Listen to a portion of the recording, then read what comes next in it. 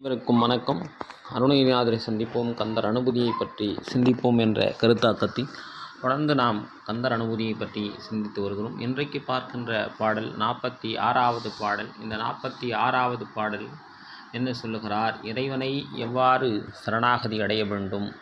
சொந்த பந்தங்கள் எல்லாம் நாம் பற்றுகள் வைத்துவிட்டு இருந்தால் கூட அந்த பற்றுகளை நாம் முழுமையாக இறைவன் மேல் வைத்துவிட்டால், தாயும் நீ, தந்தையும் நீ, அண்ணனும் நீ, மாமியும் நீ, மாமியும் நீ, நல்ல துணைவனும் நீ அப்படின்று அங்கு திருநாவுக்கரசர் தேவாரத்திலே பாடுவது போன்று, இங்கு எல்லாமே நீதான் இறைவா என்று நீ முழுமையாக சரணாகதி அடைந்து விட்டீர்கள் என்று சொன்னால், முருகப்பெருமான் உங்களுக்கு இறங்கி வந்து எல்லாவற்றையும் செய்து அருள்வார் என்பதை இந்த பாடலில் அவர் தெளிவுபடுத்தியிருக்கிறார். வாருங்கள் பாடலை பார்ப்போம். எம் தாயும் எனக்கு அருள் தந்தையும் நீ, எம் தாயும் எனக்கு அருள் தந்தையும் நீ, சிந்தாகுல ஆனவை தீர்த்தனையாள் கந்தா கதிர்வேலவனே, உமையால் மைந்தா குமரா மறைநாயகனே, கந்தா கதிர்வேலவனே, உமையால் மைந்தா குமரா மறைநாயகனே, கந்தா கந்தக் கடவுளே, ஒளிபடைத்த வேலாயுதத்தை உடையவனே. கதிர்வேலவனேனா ஒளிபடைத்த வேலாயுதத்தை உடையவனே, அதாவது மின்னக்கூடிய வேல் என்ற ஆயுதத்தை கையில் ஏந்திய முருகப்பெருமானே, உமையவள் மைந்தனே, அன்னை ஆதிபராசக்தியினுடைய ரூபமாக விளங்கக்கூடிய திருமுருகக் கடவுளே, அவருடைய மகனாக விளங்கக்கூடிய முருகப்பெருமானே, குமரா என்றும் இளமையாக இருப்பவனே, மறைநாயகனை வேதங்களினுடைய நாயகனாக விளங்குபவனே, எம் தாயும் எனக்கு என் தாயாகவும் இருப்பவனே, எங்களுக்கு தாயாகவும் இருப்பவனே, எனக்கு அருள் தந்தையாகும், எனக்கு அருள் புரியும் தந்தையாகும் நீதானே, சிந்தை ஆகுலம் ஆனவை அடியேனுடைய மனக்கவலைகளையெல்லாம் தீர்த்து எனையாள் என்றார். என்னுடைய மனக்கவலைகளை எல்லாம் தீர்த்து என்னை ஆட்கொண்டு அருள் புரிய வேண்டும் கந்த பெருமானே என்று இதில் சொல்லி நிறைவு செய்கிறார்.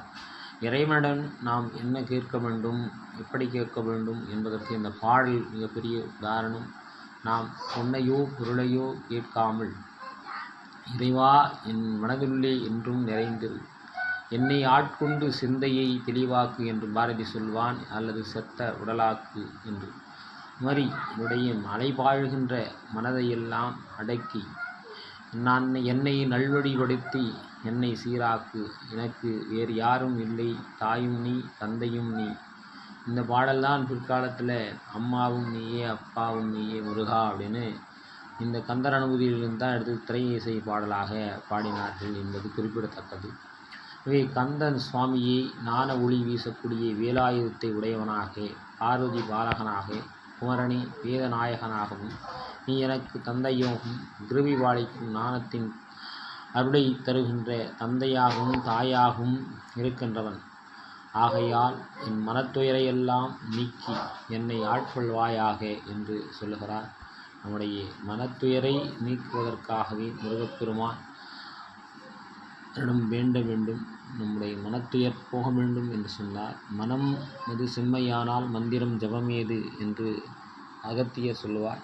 எனவே அந்த மனதை மாற்ற வல்லமை, மனதிலே இறைவனை நிறுத்த வல்லமை உடைய பாடல் தன்மை. இந்த பாடலை நீங்கள் படித்து வருகின்ற போது முருகப்பெருமான் உங்களுடைய மனதுக்குள்ளே வருவார், உங்களை நல்வழிப்படுத்துவார், தீநெறிகளில் செல்லாமல் உங்கள் உடனே பயணிப்பார் என்பதுதான் இந்த பாடலினுடைய கருத்து. எனவே மீண்டும் சந்திப்போம், நல்லவற்றை சிந்திப்போம், கந்தர் அனுபூதியை பற்றி நாளை சிந்திப்போம் என்று சொல்லி விடைபெறுகிறேன். நன்றி, வணக்கம். மறக்காமல் சப்ஸ்கிரைப் பண்ணிட்டு பாருங்கள், லைக் பண்ணுங்கள், ஷேர் பண்ணுங்கள், கமெண்ட் பண்ணுங்கள். நன்றி, வணக்கம்.